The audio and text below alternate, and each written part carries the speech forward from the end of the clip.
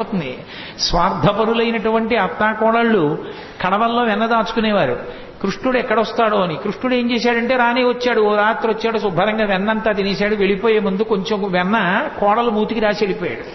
అత్తగారు పొద్దున్న లేచి కడవ దగ్గరికి వెళ్ళింది. కడవలన్నీ ఖాళీ. కోడల్ని లేపడానికి వచ్చింది. మూతి మీద వెన్న ఉంది. ఆశిముత్సా రాత్రి నేను పడుకున్న తర్వాత వెన్నంతా తినేశావా అని ఆ కోడల్ని పట్టు కొట్టింది.